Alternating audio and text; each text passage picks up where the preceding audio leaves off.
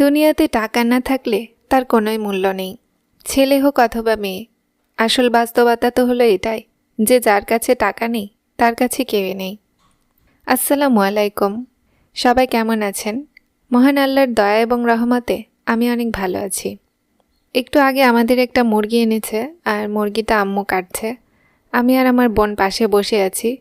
মুরগির চামড়ি বাছার জন্য আম্মু আসলে আমাকে এখানে আসতে বলল, আর আমার বড় আপুও সাইড থেকে বেছে দিচ্ছিল আম্মুকে। ভিডিওর প্রথমেই যে কথাটা বললাম, আসলে টাকায় মানুষের জীবনের সব কিছু। দিন যতই যাচ্ছে এই ধারণাটা ততটাই সত্যি হচ্ছে। আসলেই ঠিক, টাকা না থাকলে বাবা মা, আত্মীয় স্বজন, ভাই বোন কেউই আপন থাকে না, এমনকি বন্ধু বান্ধবও না। এই পৃথিবীতে সব কিছুর আগে টাকাই আসল। আসলে মনে অনেক কষ্ট থেকে এই কথাগুলো বলছি। এই বাজারে বড়লোক ছাড়া গরিব আর মধ্যবিত্তদের কোনো ঠাঁই নেই বললেই চলে। মুরগিটা বাজার থেকে পরিষ্কার করে আমাদের প্রতিবার আনা হয়, কিন্তু এবার আম্মু বলছে যে বাজারের আর পরিষ্কার করা নিবে না, কারণ বাজারে এতটাই মুরগি পরিষ্কার করে যে গরম পানির মধ্যে মুরগি সেদ্ধ হয়ে যায় আর স্বাদটাও নষ্ট হয়ে যায়। এই জন্য আমাদের মুরগি জবাই করে তারপরে বাসায় গরম পানি দিয়ে পরিষ্কার করা হয়। 2 বার এভাবে আমি মুরগি খেলাম আর 2 বারই অনেক টেস্ট পেয়েছি।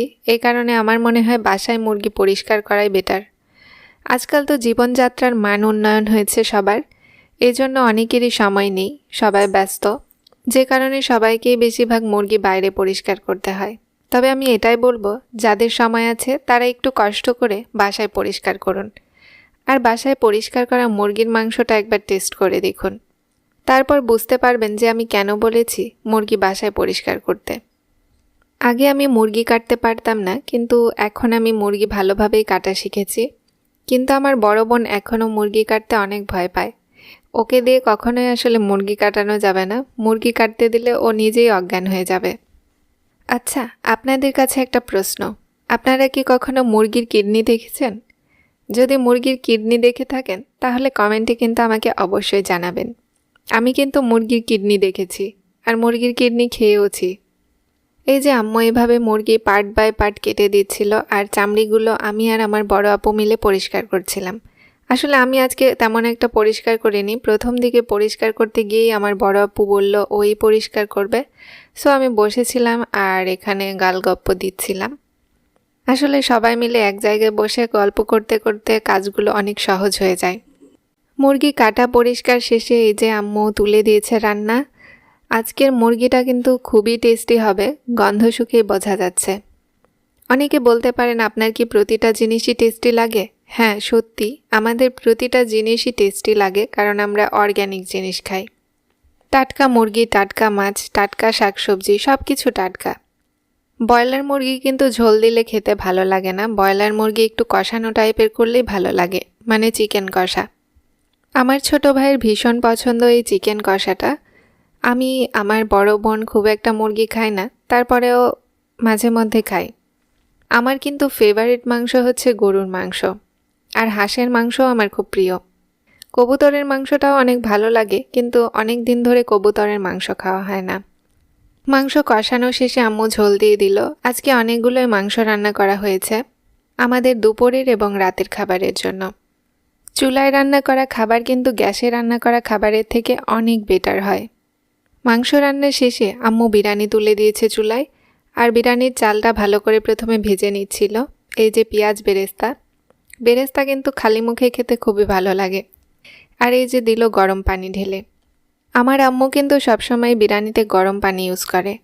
গরম পানি ব্যবহার করলে বিরিয়ানির চালটা খুব ঝরঝরে হয়, মানে বিরিয়ানিটা যখন খাবো খুব ঝরঝরে হবে, আর এই বিরিয়ানিটা খুব সুন্দর হয়।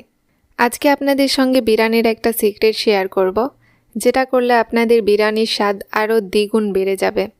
বিরিয়ানির চাল যখন আধা ফোটা হয়ে গেছে তখন দিয়ে দিল লবণ, আর লবণ দিয়ে একটু নাড়াচাড়া করতে হবে। যখন বলক উঠবে তখন সেই সিক্রেট জিনিসটাকে দিতে হবে। এখন প্রায় বিরিয়ানি ফুটে গেছে বললেই চলে। বিরিয়ানির চাল অনেকটাই পানি কম হয়ে গেছে।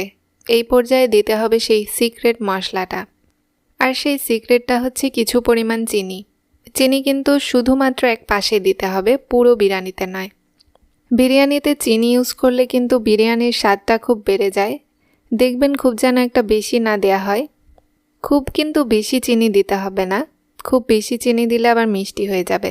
খুব অল্প পরিমাণে, অর্থাৎ 1 চামচ বা হাফ চামচ।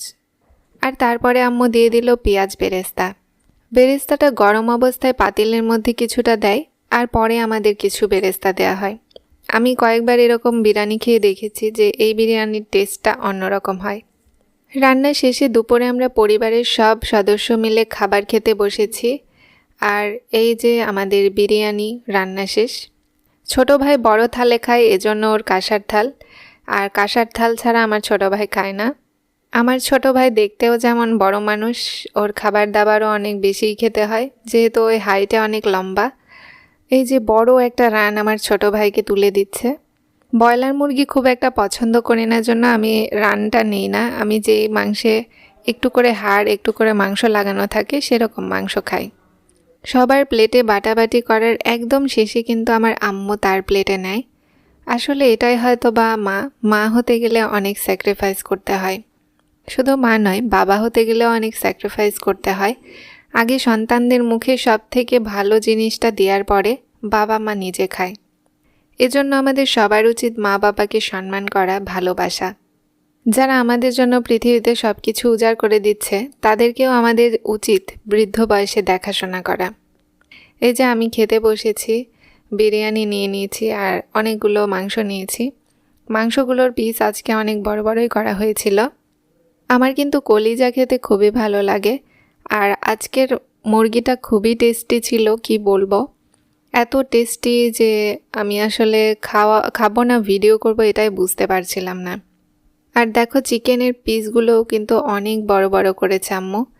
আমি একটু রানের দিকের পিসটা নিয়েছি আর কলিজা খাচ্ছিলাম।